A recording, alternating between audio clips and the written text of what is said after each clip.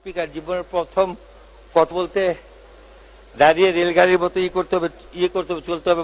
মাননীয় speaker, budget বক্তৃতার শুরুতেই আমি শ্রদ্ধা অবনীত চিত্তে স্মরণ করছি হাজার বছরের শৃঙ্খলিত বাংলার স্বাধীনতার মহাকাব্যের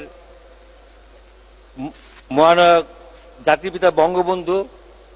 স্মরণ করছি মমতাময়ী মা, যার পরম স্নেহে স্বাধীনতার মুক্তিযুদ্ধের শ্রেষ্ঠ সংগঠক ছাত্র নেতারা বেড়ে উঠেছিলেন, সেই বঙ্গমাতাকে। স্মরণ করছি ৭৫-এর 15ই আগস্টে হীন জারজ কুলাঙ্গার সেই নরপিচারদের বুলেটে যারা শহীদ হয়েছেন তাদেরকে। আমি আসলে আর বক্তব্য বাজেট সম্বন্ধে দেওয়ার আগে শুধু এইটুকুই বলবো, আজ থেকে প্রায় ৩.৫ যুগ আগে এই বাংলা মাতৃকার পুণ্যভূমিকে ধন্য করে জয়ন্তী শেখ হাসিনা বাংলার মাটিতে পা রেখেছিলেন এই আওয়ামী লীগের নেতাকর্মীদের জীবন রক্ষার্থে।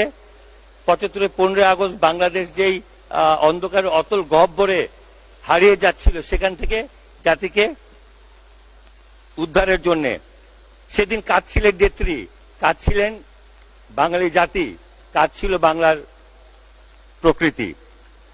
বৃষ্টি আল্লাহর রহমত স্বরূপ, জয়ন্তী শেখ হাসিনা রহমত স্বরূপ এই বাংলার মাটিতে যে পা রেখেছেন তার জলজন্ত প্রমাণ আজকের এই বাংলাদেশ, আমাদের প্রিয় মাতৃভূমি। মাননীয় স্পিকার,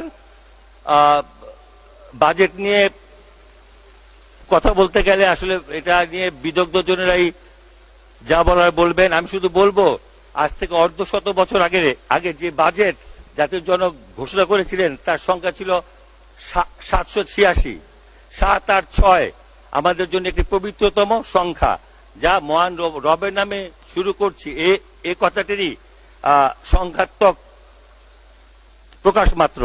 এই 50 বছরে যে বাজেট 1000 গুণ বৃদ্ধি পেয়েছে, তা শুধুমাত্রই আজকের এই বাংলার ভাগ্য আকাশের একমাত্র ধ্রুবতারা জয়ন্তী শেখ হাসিনার দ্বারাই সম্ভব হয়েছে। মাননীয় স্পিকার, আমি বলবো, যারা তাকে বিরোধিতা করার প্রয়াস পান তারা সুদ ব্যবসায়ী বিলাতের ওই পক্ষীদের দিকে না তাকিয়ে থেকে তার পতাকা তলে আসুন, নিজেকে পাপ মুক্ত করুন, কারণ সত্য ন্যায়ের সঙ্গে থাকা মানুষ হিসাবে ধন্যবাদ মাননীয় সদস্য, আপনাকে অসংখ্য ধন্যবাদ। প্রথম দিকে বক্তৃতা দিলে তো অনেক সময় পাইতেন।